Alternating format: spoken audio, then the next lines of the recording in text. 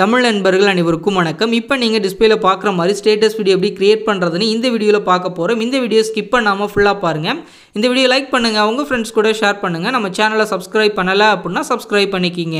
கெயின்மாஸ்டர் அப்ளிகேஷனை ஓபன் பண்ண பிறகு கீழே உள்ள கிரியேட் ஆப்ஷன் வந்து கிளிக் பண்ணிட்டு மேலே உள்ள நியூ ப்ராஜெக்ட் ஆப்ஷன் வந்து கிளிக் பண்ணி ஆஸ்பெக்ட் ரேஷியோல செகண்டா உள்ள 9:16 அந்த ரேஷியோ வந்து செலக்ட் பண்ணிட்டு அட்வான்ஸ் ஆப்ஷன் வந்து கிளிக் பண்ணி போட்டோ டிஸ்ப்ளே மோட் அப்படில ஃபில் வந்து செட் பண்ணிட்டு கீழே வந்து ஸ்க்ரோல் பண்ணுங்க. போட்டோ டியூரேஷன் வந்து ஒரு 15 செகண்ட் வந்து செலக்ட் பண்ணிட்டு கீழே உள்ள கிரியேட் ஆப்ஷன் வந்து கிளிக் பண்ணிருங்க.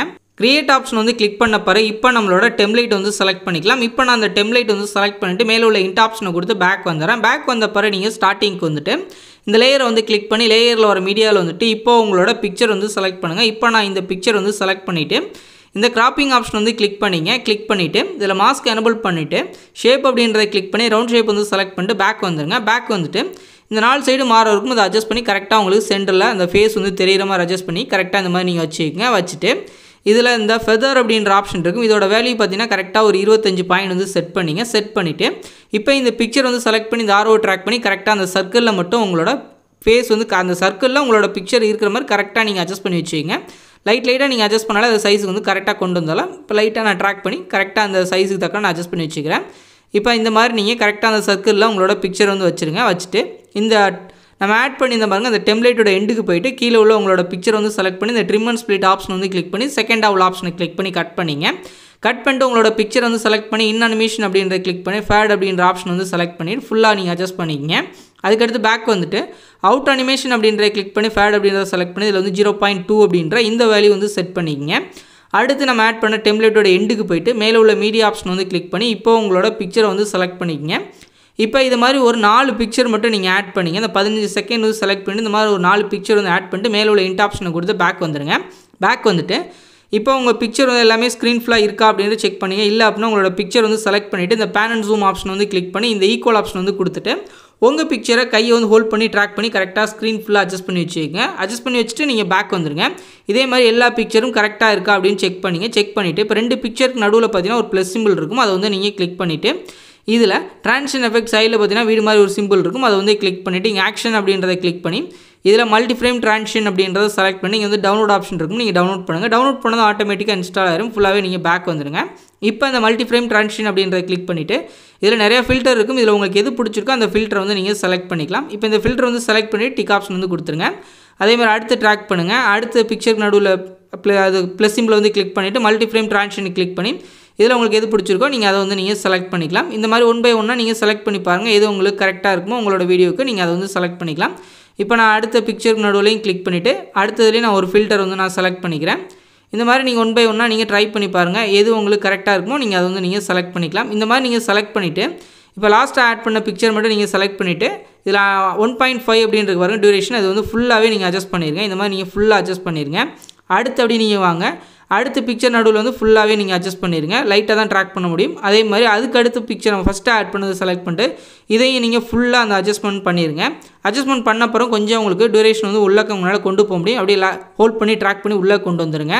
முடிஞ்ச அளவுக்கு நம்மளுக்கு பிக்சர் வந்து ஸ்டார்ட் ஆனதுமே உங்களுக்கு எஃபெக்டோட ஸ்டார்ட் ஆகணும். அதுக்காக தான்.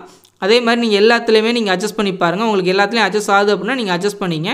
ஃபஸ்ட்டு அட்ஜஸ்ட் ஆகும். அதே மாதிரி லாஸ்ட் எண்ட்லேயும் லைட்டாக உங்களுக்கு அட்ஜஸ்ட் ஆகும்.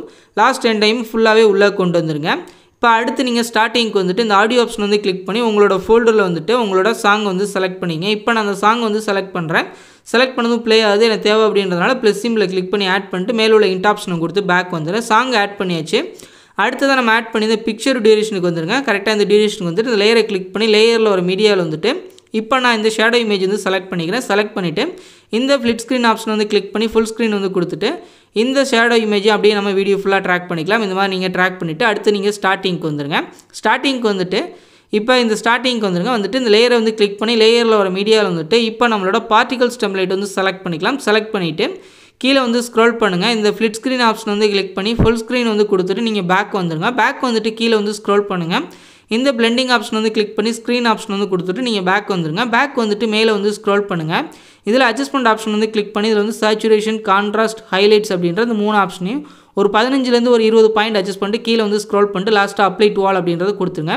ஓவரால் நம்ம ஆட் பண்ண பிக்சர் டெம்ப்ளேட் எல்லாத்துலேயும் கலர் இன்னும் கொஞ்சம் நல்லா டார்க்காக தெரியும். அதுக்காக தான் அடுத்து ஸ்டார்டிங்க்கு வந்துட்டு லேயரை கிளிக் பண்ணி லேயரில் ஒரு மீடியாவில் வந்துட்டு இப்போ நம்மளோட ஃப்ரேம் வந்து ஆட் பண்ணிக்கலாம். இப்போ நான் அந்த ஃப்ரேம் வந்து செலக்ட் பண்ணிவிட்டு இந்த ஃப்ளிட் ஸ்க்ரீன் ஆப்ஷன் வந்து கிளிக் பண்ணி ஃபுல் ஸ்க்ரீன் வந்து கொடுத்துட்டு இப்போ நம்ம ஆட் பண்ண ஃப்ரேமே அப்படியே நம்ம வீடியோ ஃபுல்லாக ட்ராக் பண்ணிக்கலாம். இந்த மாதிரி நீங்கள் ட்ராக் பண்ணிவிட்டு அடுத்ததான் நீங்கள் எவ்வளோ அளவுக்கு வீடியோ ரெடி பண்ண போகிறீங்க அப்படின்றத பார்த்து கரெக்டாக கட் பண்ணிக்கங்க. இப்போ உங்களுக்கு இந்த அளவுக்கு வேணும் அப்படின்னா கரெக்டாக நீங்கள் கட் பண்ணுறதுக்கு இப்போ வந்து செலக்ட் பண்ணிட்டு இந்த ட்ரிம் அண்ட் ஸ்ப்ளிட் ஆப்ஷன் வந்து கிளிக் பண்ணால் உங்களுக்கு அந்த கட் பண்ணுறது காட்டாது. இப்போ அந்த அனிமேஷன் வந்து கொஞ்சம் கம்மி பண்ணுற மாதிரி இருக்கும். அதுக்கு தக்கன நீங்கள் கம்மி பண்ணிட்டு தான் கட் பண்ணுற மாதிரி இருக்கும்.